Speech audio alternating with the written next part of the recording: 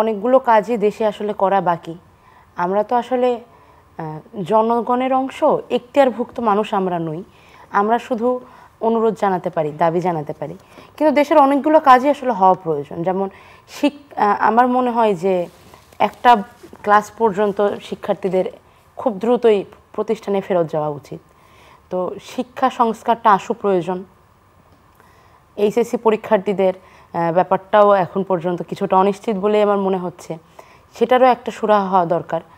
আর সবচেয়ে বেশি করে যে জিনিসটা করা দরকার সেটা হচ্ছে ল এনফোর্সমেন্ট। কালকে কেন ছাত্ররা যাওয়ার পরে সেনাবাহিনীরা আসলো, এবং এই যে দুর্বলতা দেখা যাচ্ছে, এটা খুব খারাপ। দেখুন, আমি একটু আগে যে মবের কথা বলছিলাম, একটা দেশে মব তখন এত বেশি জাগ্রত থাকতে পারে, এবং মব বলতে কিন্তু শুধু ছাত্ররা না, মব যখন কোনো অনিয়ন্ত্রিত জনগোষ্ঠী এক জায়গায় জড়ো হয়, তারাই আসলে মবের মতো বিহেভ করতে পারে। সেক্ষেত্রে আইনের লোকজনের রাস্তায় থাকাটা, আইনের লোকজনের উপস্থিতিটা খুব দরকার।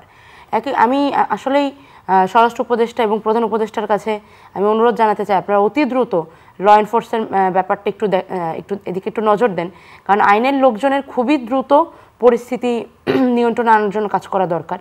যতক্ষণ না রাস্তার নিরাপত্তা নিশ্চিত হচ্ছে, ততক্ষণ আসলে অন্য দিকে নজর চাইলেও দেওয়া সম্ভব না। এই যে বন্যার মধ্যে দেশের মানুষের প্রত্যেকের নজর বন্যা কবলিত অঞ্চলগুলোর দিকে, সবাই যে যার জায়গা থেকে চেষ্টা করছে যতটুকু করা যায়। তার মধ্যে এই সমস্ত অনভিপ্রেত ঘটনা যেগুলো ঘটছে, এগুলো আসলে কাজের জন্য খুবই ক্ষতিকর।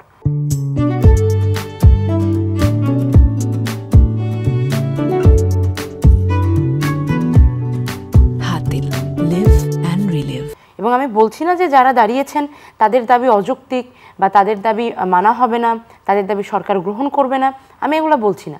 অবশ্যই আলোচনার মাধ্যমে সকল সমস্যার সমাধান হতে পারে। সেক্ষেত্রে প্রতিনিধিদের ওপরে বিশ্বাস রাখা খুব দরকার।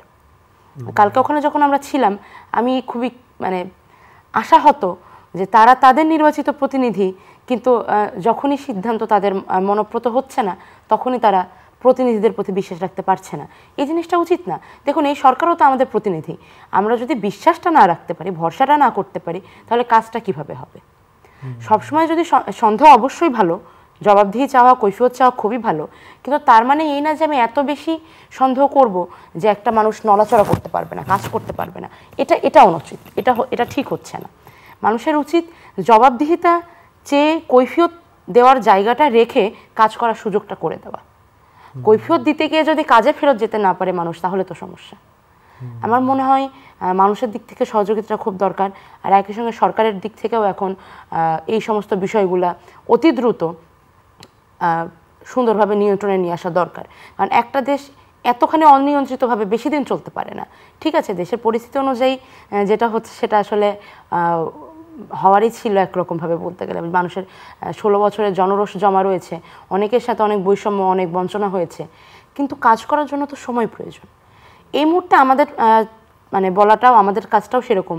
আমাদের বিশ্ববিদ্যালয় নিয়ে আমাদের অনেক পরিকল্পনা রয়েছে। আমরা এখানে সংস্কার কার্যক্রম চাই। আমাদের দেশব্যাপী অনেকগুলো সংস্কার কার্যক্রম রয়েছে, যেগুলো শিক্ষার্থীদের পক্ষ থেকে দাবিগুলো এসেছে। সেখানে হয়তো আমরা একটা দাবি রাখবো, আমরা কাজ করব, কিন্তু আমরা সহযোগিতাপূর্ণ মানসিকতার মাধ্যমেই কাজগুলো করব।